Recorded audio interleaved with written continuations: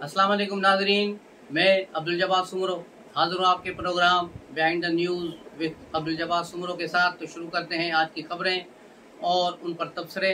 जैसा कि आपने खबरों में सुना होगा कि अद्दत में शदत केस कल उसका फैसला आ गया। इमरान खान और बुशरा बीबी की जो सज़ाएँ हैं वो मुअत्तल नहीं हुई, वो सज़ाएँ बरकरार हैं और इस पर PTI में बड़ा जो है रोला पड़ गया। और आज उसी के आफ्टर शॉक्स जो शुरू हुए उस पर उमर अयूब चला गया। उसने पार्टी के तमाम ओहदों से इस्तीफा दे दिया है, लेकिन उन्होंने कहा है कि वो अपोजिशन लीडर का ओहदा अपने पास रखेंगे। तो इस पर बात करते हैं, लेकिन उससे पहले आते हैं केस पर कि अदद में शदत केस। पिछली बार ये केस आखिरी दिन पे था, फाइनल स्टेज पे था और फैसला सुनाने वाला था कि उस पर खावर मानिका और PTI के वकला के दरमियान जो है लड़ाई शुरू हो गई, गालम गलूज शुरू हो गई और अदालत में ही खावर मानिका पर पानी की बोतलें फेंक कर मारी गई। जिसके बाद जज उठ के चला गया और उसने कहा कि मैं इस केस को फैसला नहीं दूंगा और मैं इस केस को रेफर कर रहा हूँ वापस। तो ये केस जब वापस चला गया उसके बाद ये केस दूसरे जज के पास किया गया। तो उसके बाद फिर इसको काफ़ी दिन लग गए, नहीं तो उसी दिन से इसका फैसला होना था और यकीनन वो इमरान खान के हक में फैसला था। लेकिन उसके बाद की सूरत हाल बदल गई और नए जज ने दोबारा चीज़ें मांगी और सारी चीज़ें देखी। उसके बाद इस्लामाबाद हाई कोर्ट के प्रेशर के कि 10 दिन के अंदर अंदर इसका फैसला किया जाए और उसने 10 दिन के अंदर अंदर फैसला देकर इमरान खान की मंजी ठोक दी और कहा कि इसको ये कसूरवार है इमरान खान। और उन्होंने कहा कि इमरान खान के साथ खुद धोखा हुआ है। उस पर जज हंसे भी और कहा कि इमरान खान के साथ खुद धोखा हुआ है। तो धोखा किसने किया? धोखा किया इनकी पीढ़ी ने कि उसने कुछ बताया नहीं, इद्दत में शदत हो गई और फिर ये मामला गड़बड़ हो गया। बहुत से यूथ ये इस बात पे हैं कि उसका जो 3 हेज पूरे हो गए थे तो ये तो पूरे हो गए, उस पर फिर क्यों हुआ? तो जब उसके सारे मामला पूरे थे, वो दिन अदद के पूरे, तो फिर क्या जरूरत थी दूसरे निकाह करने की? दूसरा निकाह किया ही इसलिए किया था कि पहला निकाह फासिक था, इसीलिए इन्होंने दूसरा निकाह किया। इन पर जना की हद लग गई और उसी पर ये फैसला सुनाया गया है। ये इस पर खुदा का शुक्र करें कि ज़ियाउल-हक के वो आर्डिनेंस जो था, हुदूद आर्डिनेंस, वो इस वक्त लागू नहीं है, नहीं तो इमरान खान और बुशरा बीबी दोनों को कोड़े लगाए जाते हैं। तो ये इस केस के बाद यूथ ये बड़े खुश थे, गाड़ियों में मिठाइयाँ लेके आए थे कि अभी थोड़ी देर में फैसला होने वाला है, हमारे हक में फैसला होगा। लेकिन वो हक में फैसला नहीं हुआ। उसके बाद यूथ ये आपे से बाहर निकल गए और उन्होंने अपने लीडरों को पकड़ना शुरू किया और उनके हथे आ गया उमर अयूब, जिस पर वो चढ़ दौड़े और कहा कि अगर इमरान खान को कुछ हुआ तो हम तुम्हें नहीं छोड़ेंगे, तुम्हें गरेबान से पकड़ेंगे। कुछ लोगों ने उन्हें गालियां भी दी, जो वीडियो में जो ट्विटर पर चल रही हैं उनमें ये चीज़ें मौजूद हैं। उमर अयूब ये सदमा बर्दाश्त नहीं कर सके और बिलाखिर रात उन्होंने अपने ओहदे से इस्तीफा दे दिया और पार्टी के तमाम ओहदे, कोर कमेटी, सियासी कमेटी, सारी कमेटियों से उन्होंने हाथ उठा लिए। अब वो सिर्फ अपोजिशन लीडर रहेंगे। अपोजिशन लीडर का ओहदा पाकिस्तान में वज़ीर आज़म के बाद इंतहाई अहम ओहदा है।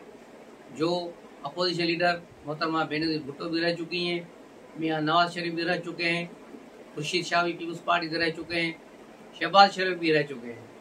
अब उमर अयूब को ये पोस्ट मिली है जिसके लिए वो इसको छोड़ने के लिए फ़िलहाल तैयार नहीं। लेकिन मेरा ख्याल है कि यूथियों का जो प्रेशर होगा उसके बाद शायद वो इस सीट से भी हाथ धो बैठेंगे।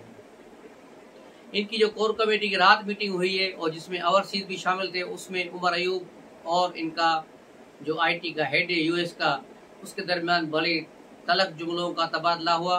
अजहर मुशवानी भी था, वो आखिर तक वहाँ पे रहा, लेकिन वो जो वहाँ के US के हेड है वो वहाँ से भाग खड़े हुए, उन्होंने प्रोग्राम से वॉकआउट किया और इनकी लड़ाई रही। अब इनकी लड़ाई शेर अफजल मरवत के साथ है। आज इनकी पार्लियामानी पार्टी का इजलास भी हुआ जिसमें शेर अफजल मरवत शरीकी नहीं हुए और उन्होंने भी कहा कि मैं इसमें शामिल नहीं होऊंगा। PTI में 21 और 27 की ग्रुप की गूंज रही है। 21 अफराद वो हैं जिनमें शहरियार आफरीदी, जोशंदा, गुलजार और दीगर शामिल हैं KP से। और वो ये लोग चाहते हैं कि ये जो इस वक्त PTI की सीटों पर कब्जा करके बैठे हैं, ये यहाँ से निकले, पार्टी असल हकदारों को मिले। ये सारी लड़ाई PTI की फ्रंट सीट के पकड़ने के लिए है। तो इस पर अब देखा जाए क्या होता है। कल इमरान खान ने इनको जो बुलाया था उस पर उमर अयूब और अपना गौहर खान और दीगर जो मिले थे, तो उनको इमरान खान इंतहाई सख्त गुस्से में थे और उन्होंने इन्हें काफ़ी बुरा भला कहा और कहा कि मेरी सोशल मीडिया के टीम के बारे में कोई कुछ न कहे, वो जो कर रहे हैं उन्हें करने दो। और आप लोग गौहर खान को उन्होंने कहा कि हमारे बयानात की वजाहतें न दिया करो, ये तुम वजाहतें देकर हमें कमज़ोर कर रहे हो, आइंदा अपना मुंह बंद रखो या हमारे बयाने के साथ चलो या अपना मुंह बंद रखो। तो गौहर खान बेचारा अब खामोश हो गया है, अब देखना होगा कि ये किस तरफ जाएंगे। उसके अलावा बजट की मरहलावार मंजूरी का अमल कौमी असम्बली में जारी था आज। उसके बाद यूथ बजट मंजूर हो चुका है, जिसमें सरकारी मुलाजमीन और पेंशनरों के लिए बड़े मसाइल क्रिएट होंगे। पेंशनरों की पेंशनें कम होंगी, लेकिन हमारा तो ख्याल था कि जजेस और जनरलों की पेंशनें ख़त्म करें, जो 12-12 लाख रुपए पेंशन उठा रहे हैं। इफ्तिखार चौधरी खाया पिया कुछ नहीं, गिलास तोड़ा 12 ना, वो भी 12 लाख रुपए पेंशन ले रहा है। साकिब निसार और यह अभी हाल ही में जो गया था सास का बच्चा, वो भी 11 लाख 9 लाख से हर माह पेंशन ले रहा है। पाकिस्तानी खजाने को लूट रहे हैं ये। इनकी पेंशन 2 लाख से ऊपर नहीं होनी चाहिए, इस पर इसको ख़त्म किया जाना है। 11 लाख पेंशन, घर में मुलाजिम, बिजली फ्री, गाड़ी, ड्राइवर, सारी चीज़ें, तो इनको आपने रिटायर क्यों किया है? इनसे कोई काम लें, इनको ख़त्म करें। इनकी पेंशनें 2 लाख से ज़्यादा किसी की पेंशन ना हो, ताकि पाकिस्तान के खजाने में बोझ भी कम हो। आम आदमी बेचारा रोटी के लिए तरस रहा है और ये 11-11 लाख रुपए पेंशन ले रहे हैं। बहुत बड़ा जुल्म है ये। और बहुत से तो ऐसे भी लोग हैं जो मुख्तलिफ महकमों में रिटायर हुए हैं, 2-2 महकमों से रिटायर हुए और दोनों महकमों से पेंशन ले रहे हैं। जो पाकिस्तान को इन्होंने अम्मा जी का वेड़ा समझ लिया है और वहाँ से इसको लूट मार कर रहे हैं। दूसरी तरफ पीपुल्स पार्टी और पीएमएल नून के दरमियान बज़ाहिर तो मुआहिदा हो गया कि अब ये अमल होगा, लेकिन उस पर मरियम नवाज आड़े आई हुई हैं और उन्होंने कहा है कि किसी सूरत में पंजाब में पीपुल्स पार्टी को हम स्पेस नहीं देंगे, उनके लिए कोई इजला खाली नहीं करेंगे और हम ट्रांसफर पोस्टिंग किसी के कहने पे नहीं करेंगे ना। हम अपने एमपी एमएनए पे नहीं कर रहे तो पीपुल्स पार्टी के लिए क्यों करेंगे? तो यूं पीपुल्स पार्टी को पंजाब में बिल्कुल जवाब मिल गया है, लेकिन फिलहाल इन्होंने कहा है कि हम ये करेंगे। दूसरी तरफ पीटीआई की 1.5 साल जो लॉबिंग थी अमेरिका में, वो काम आ गई। अरबों डॉलर खर्च करने के बाद बिलाखिर अमेरिकी कांग्रेस ने पाकिस्तान के खिलाफ करारदाद मंजूर कर ली, जिसमें कहा गया है कि 8 फरवरी के इंतखाबात जो है सही नहीं थे, वो गलत थे, इन्हें दोबारा कराया जाए, इन पर तहकीकात होनी चाहिए। अब कांग्रेस मैन जो है उनका इतना पावर होता नहीं, ये ऐसी करारदाद है, एक करारदाद है जिसका कोई मकसद नहीं। लेकिन यूथियों को इस करारदाद ने बहुत बड़ा नुकसान दिया, क्योंकि वो तो अमेरिकी गुलामी नामंजूर के नारे लगाने वाले अब अमेरिका के हवाला दे रहे कर। उलवी ने भी अपना बयान दिया और खैर मकदम किया है अमेरिकी कांग्रेस का। तो यूँ देखा जाए कि ये वही लोग हैं जो कह रहे थे कि गुलामी नामंजूर, एब्सोल्युटली नॉट, अब कह रहे हैं एब्सोल्युटली यस। तो ये इनकी सूरत हाल है।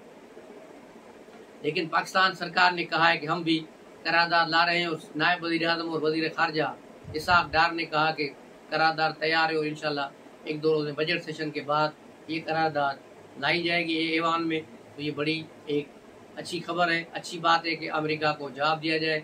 और अमेरिका की हम परवाह करें भी क्यों, पाकिस्तान क्यों करें? न वो पाकिस्तान को कोई कर्जा देता है इस वक्त, और ना अमेरिका कोई एड पाकिस्तान को मिल रही है, न फाइनेंशियली ना जो है मिलिट्री एड। तो फिर पाकिस्तान क्यों अमेरिका का कहना मानेगा? इस वक्त अमेरिका के जो पेट में मरोड़ है वो सीपेक का है। सीपेक 2 जो शुरू हो रहा है उस पर बड़ी परेशानी है इनको, इसलिए इन्होंने अमेरिका ने अपने लोगों को भी मुतहर्रिक किया है। इधर पीटीआई अफगानिस्तान से वो फुलतुरु तालिबान है, तो ये सारे मिल मिला के अब एक ही जो है बोली बोल रहे हैं कि किसी तरह पाकिस्तान में हो। लेकिन पाकिस्तान में अज़्म इस्तेहकाम ऑपरेशन की तैयारियां फाइनल हो चुकी हैं और उसके लिए ज़रूरी साजो सामान केपी और बलूचिस्तान में पहुंचा दिए गए हैं, जहां सबसे ज़्यादा ज़रूरत है एक्शन की। क्योंकि केपी में खुद वज़ीर आला अली अमीन गंडापुर कह रहे हैं कि मैं अपनी फसल भी तालिबान को भुता देकर उठाता हूँ। जिस सूबे का वज़ीर आला खुद भुता दे अपनी फसल उठाने के लिए, तो आप अंदाज़ा लगाएं सूबे के लोगों के साथ क्या जुल्म होता है, क्या बेचारे करते होंगे। और तालिबान के रहम करम पे उनसे जो निजात दिलाने के लिए एक बार फिर आर्मी को काम दिखाना होगा। लेकिन इस बार फैसला यही किया गया है कि किसी को भी घरों से बेदखल नहीं किया जाएगा। ये इंटेलिजेंस बेस्ड ऑपरेशन होंगे और किसी को, आम आदमी को इसकी कोई तकलीफ नहीं होगी। तो ये एक खुशाइंद बात है और वज़ीर आज़म ने इसकी और वज़ीर दिफा ने भी इसकी तारीफ की है कि अब ऐसा होगा कि ऑपरेशन बराह रास्त फौज नहीं करेगी बल्कि ये इंटेलिजेंस बेस्ड ऑपरेशन होगा। तो ये बहुत बड़ी बात है कि सूबे के लोगों को डिस्टर्ब नहीं किया जाएगा। जिस तरह गुज़श्ता जो ऑपरेशन हुआ था जिसमें IDPs बने थे, बेचारे घरों से लोग निकले थे और आकर कराची में, लाहौर, दूसरी जगहों पर उनको पनाह दी गई थी, रहने के लिए कैंपों में रखा गया था। वो बेचारे अपने घर छोड़ के आए थे, बहुत बड़ा जुल्म था, अपना घर बार कारोबार उनका सब तबाह हुआ था। उम्मीद है कि इस बार ऐसा नहीं होगा और सिर्फ ऑपरेशन को दहशतगर्दों, स्मगलरों तक महदूद रखा जाएगा। स्मगलरों की बात आई है तो ये होशरुपा इंकशाफ भी हुआ है कि ईरान से एक रोज में 1 अरब 63 करोड़ का आयल स्मगल होता है, पाकिस्तान आता है, यहाँ बिकता है। उसकी रकम 1 अरब 63 करोड़ है, यानी एक रोज की। तो आप अंदाजा लगाएं कि ये कितनी बड़ी माफियाज है, कितना बड़ा है इनका काम है। और कहा जा रहा है कि इसमें 5 बड़े स्मगलर हैं जो इस वक्त रेडार पे आ चुके हैं बलूचिस्तान में, और उनके साथ सियासी लोग भी मिले हुए हैं, ब्यूरोक्रेसी भी मिली हुई है, मिलिट्री ब्यूरोक्रेसी के लोग भी हैं, सब हैं। मिलिट्री ब्यूरोक्रेसी वालों ने तो अपने लोगों का एहतसाब शुरू कर दिया है, कई लोगों का कोर्ट मार्शल और दूसरी चीज़ें, लेकिन अब सिविल और दीगर इदारों में इस ऑपरेशन के ज़रिए उन पर हाथ मारा जाएगा। तो ये बड़ी खुशाइंद बात है। दूसरी तरफ आज फैसल वाडा और मुस्तफ़ा कमाल को सुप्रीम कोर्ट ने फराग दिली का मुजाहरा करते हुए उन्हें तौहीन अदालत के केस में माफ़ी दे दी है, और उसी केस में तमाम मीडियाज़ को जिन्होंने ये रिपोर्टिंग की थी और उस पर बहस मुबाहिसे किए, उन सबको नोटिस जारी किए हैं, उनको तलब किया है।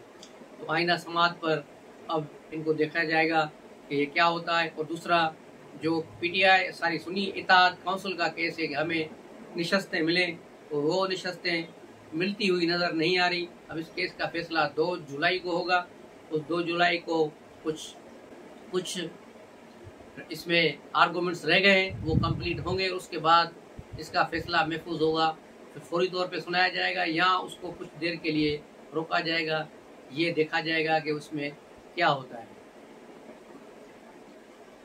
तो ये थी आज की खबरें और उन पर तबसरे। मिलते हैं अगले व्लॉग में, तब तक के लिए इजाज़त दीजिए। अस्सलाम वालेकुम।